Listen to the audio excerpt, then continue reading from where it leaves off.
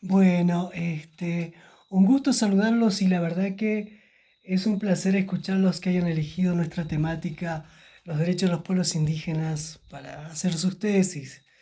Espero que el video les sirva y la verdad que trataré de acordarme de todas las preguntas que me hicieron. Mira, todo lo que es referente a educación fue complicado, más que todos mis años. Yo hice el secundario, el primario hice en Los Asos, ¿no? Soy originario de Los Asos, soy comunero de Los Asos, y solamente había primario. Y luego, para hacer el secundario, tuve que ir a- a Santa María Catamarca, y era el único lugar que había, y incluso no había colectivos, había que ir a dedo. Y luego, a un nivel terciario, universitario, tenías que salir de Amaicha. Y yo opté por ir a Buenos Aires porque era más fácil conseguir trabajo y, y solamente conocía la pelada de caña por mi madre, que con ella nos crió y la verdad que solamente conocía la parte de los cañaverales, nada más, ni siquiera la ciudad. Entonces, pasé a Buenos Aires, busqué trabajo, me inscribí en la Facultad de Loma de Zamora para estudiar abogacía. Así que no veía las horas, creo que me recibí rápido y no, porque no veía las horas de regresarme. Pero sí hay algo que nadie lo estudia, nadie lo trabaja, que es el choque cultural que se produce cuando un joven va hacia una ciudad, sea San Miguel de Tucumán, sea Buenos Aires como en mi caso. La verdad que yo no hablaba nada, era el último en sentarme. Viví momentos incómodos, pero también que después me sirvieron a mi carrera, ¿no? Eh, un profesor que me había estado junando de derecho penal, que era un ex juez, eh, que yo me sentaba al último y no hablaba nunca. Un día hice una pregunta y yo la sabía, efectivamente la sabía, pero no me animaba a hablar. Entonces él me hace parar y me pide que conteste la pregunta. Y yo la contesté perfectamente. Y él reacciona como que yo era egoísta, que no quería compartir los conocimientos con mis compañeros. Entonces, me recriminaba eso, ¿no? Lógicamente que me puse morado, con un calor sentía en ese momento. Sin embargo, me ayudó mucho para soltarme, ¿no? Me di cuenta que me hacía falta un poco esa exposición para que yo poder soltarme un poco más y después no paré más, ¿no? Como dicen, me subía al tren y no paré más.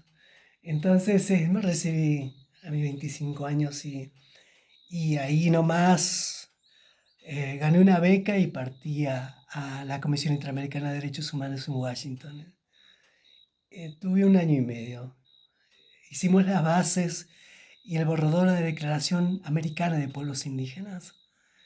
Y después participé en la declaración, por lo que había trabajado en la OEA, ya estaba el proyecto de declaración de la ONU. Entonces tuve 15 años participando en el grupo de trabajo, de eso hasta que se aprobó ambas declaraciones y me regresé, no me quise quedar. Y me regresé después a mi comunidad, me regresé al norte de Argentina, después a mi comunidad, por un asma terrible, imposible. Y, y la verdad que después de ahí volví a mi comunidad y me eligió cacique, ¿no? Entonces tuve 12 años y medio. Y pude ver que cuando nosotros tenemos oportunidades la aprovechamos y he sacrificado. Irse a la ciudad de Tucumán, irse a Buenos Aires y después en mi caso irse afuera. Uf, es terrible.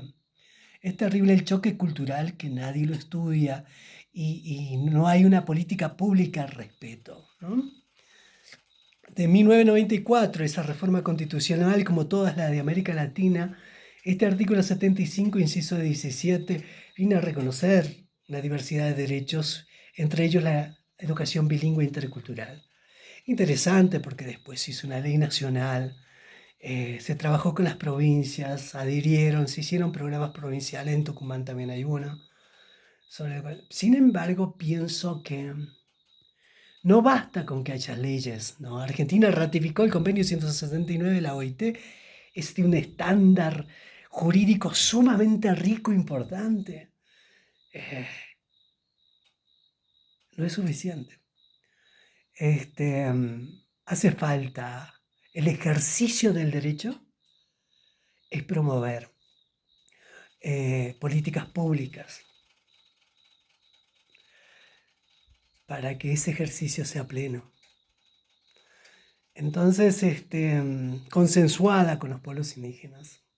No sirve hacer de un escritorio desde Buenos Aires o desde Tucumán, sino dialogás, si no hay un diálogo de buena fe con los pueblos indígenas, con sus representantes, un diálogo transparente, ¿no? Un diálogo que sea recíproco, respetuoso. Ahí se construyen muchas cosas bonitas. Entonces, la verdad que todavía hace falta muchas cosas. Más diálogo. El diálogo, cuando hay diálogo, hay confianza. Y si no generas confianza, no vas a hacer absolutamente nada. Esta política nacional, que está ahora, de odio hacia el campesino indígena. Y sinceramente, este tipo de cosas no aportan absolutamente nada, sino que regresivo, una pena que ocurra esto. Así que bueno, ojalá que ustedes con sus tesis promuevan esas políticas públicas, ese ejercicio pleno del derecho. Si no, ese derecho se torna ilusorio, ¿no?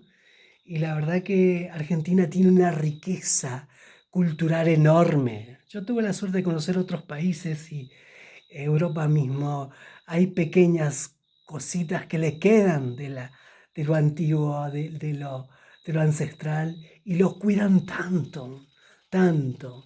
Y nosotros discriminamos, odiamos. Y muchos son de los propios nuestros que habrán quedado por el otro lado, yo digo al otro lado, pasando el infiernillo, porque ya es territorio, ya no es nuestro, pero eh, hay gente que no se reconoce, que no se autoidentifica, y hay de los nuestros que también reniegan de su identidad. Entonces, Yamaicha, es un privilegio que nosotros tengamos una propiedad comunitaria, somos los únicos en Tucumán, reconocidas. Y la verdad que deberían ser todas las comunidades, ¿no? Y promover una riqueza de la diversidad cultural, en esa tolerancia de lo diverso y promover un autodesarrollo. Yo no tengo dudas que cuando nos brindan oportunidades la aprovechamos. Nosotros hicimos una bodega comunitaria, una empresa comunitaria que ni siquiera estaba las formas de registrarlo en la FIP, en rentas, en el propio código tributario.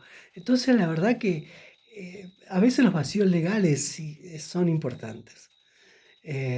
¿Cómo aprovecharlos nosotros en ese sentido? El liderazgo para formarse, para promover esas políticas públicas. Por ejemplo, yo regresé al norte y después volví a mi comunidad con esa asma a curarme y me eligieron cacique. Y ahí promoví eh, medidas positivas, ¿no? Medidas afirmativas, como dicen el derecho internacional público. Pero era nosotros porque lo habíamos aprendido, veníamos formado, pero hace falta esa formación de líder, ¿no? Nosotros tuvimos la suerte de promover medidas esa afirmativa con la Universidad de Loma de Zamora, que yo me recibí haciendo una escuela de gobernanza indígena, promoviendo y rescatando el derecho mayor. Y por otro lado, hicimos un convenio con la Universidad Nacional de Tucumán, con la Facultad de Medicina, con 15 cupos indígenas para el Valle Calchaquí, no tan solo para Maicha, para Salta, Cafayate, San Carlos, Catamarca, Santa María, San José. muy rico, no fuimos egoístas, pensamos en todo el valle, así regionalmente, con un convenio que lo firmé yo como cacique, pensando en todo el valle. Hoy en día creo que hay 7, 9 médicos recibidos. Algunos volvieron a trabajar en sus lugares. Y eso es hermoso. Y eso es cuando hay diálogo, cuando promueves confianza, cuando hay interés, hay voluntad política para trabajar con los pueblos indígenas y ser respetuosos de la diferencia y la diversidad cultural. Argentina tiene escenarios hermosos culturalmente. Pienso que el autodesarrollo está muy ligado a eso, ¿no? Esa bodega comunitaria es buscar una soberanía económica típico en los pueblos indígenas en Argentina. Nosotros sí lo logramos, hicimos una empresa comunitaria. Eh, el mundo se deshace de la falta de distribución de las riquezas, ¿no? La desigualdad. Y acá la bodega es un ejemplo de lo que es un sistema mucho más justo y equitativo. Entonces hay valores de un lado y otro sistema en esas diversidades, sacar lo mejor de cada uno. Y los pueblos indígenas tenemos valores, principios de cuidado del medio ambiente o autodesarrollarnos con identidad, que incluso que eso se enseña en las escuelas, que eso se promueva en las casas de altos estudios para que realmente pueda haber una política pública como los gobiernos de turno. Entonces, sí es posible, así que la verdad que te deseo y les deseo a todos ustedes éxitos en en su tesis. Espero haberlo contestado todo. Y, y la escuela de gobernanza es recuperar ese derecho mayor. Yo pienso, no pienso, estoy seguro de que ese sistema homogéneo, este, em, ese monosistema que promueve Argentina, jurídico, ya está, ¿no? Ya reventó, no da, no soluciona, no hay justicia. Entonces, es rescatar y hablar del pluralismo jurídico. Es tan rico, tan lindo, ¿no?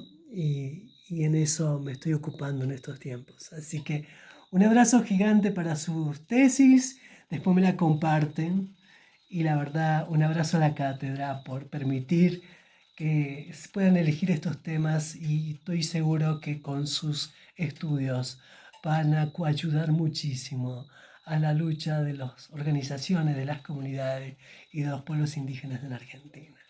Así que éxito a futuro en sus profesiones y siempre recuerden que realmente hay una diversidad tan rica en Argentina y que si queremos salir adelante económicamente tenemos que regionalizar y esa economía política y esa política económica hacerla de las propias bases y ser orgulloso de esa diversidad cultural. Un abrazo enorme.